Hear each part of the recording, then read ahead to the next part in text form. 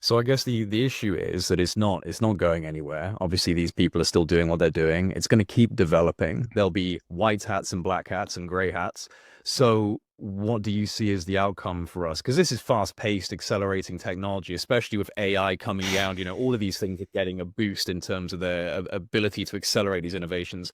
So short, mid, long term, where do you see humanity going?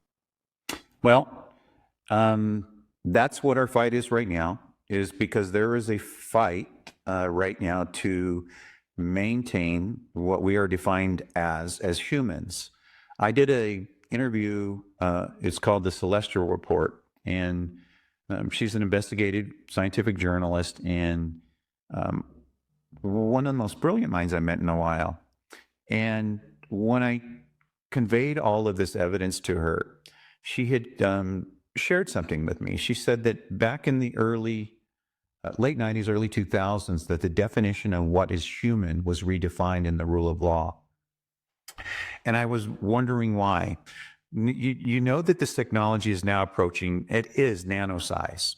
They do have the ability in that link, all the research documentation is there, that they have created these things called nano barrels. And in these nano barrels, you can put whatever you want inside of them.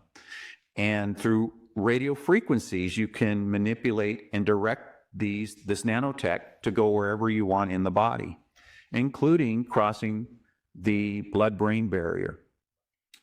And if they send a certain frequency, it will explode and open up and release what's in it. The problem with this nanotech is that no MRI, no X-ray, no medical imagery or testing is going to be, as far as visualization, you're going to be able to see it.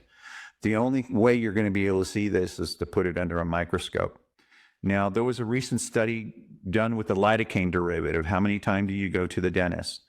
And when they put it on a slide and they looked under the microscope, you can see the nanotech evenly dispersed through it in the fluid medium.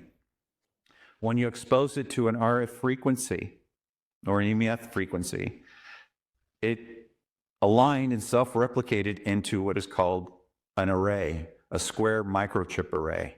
So not only are these self-assembling, self-replicating, they can attach to your DNA, and that's where we're at now. So this is why it's important. What she was sharing with me is the agenda was to change our species to where we are no longer human, then we are patentable, then we can be owned by a corporation or be owned by a specific government agency who is in power. And that's what we're facing. And this is why it's important. If we're going to maintain our humanity,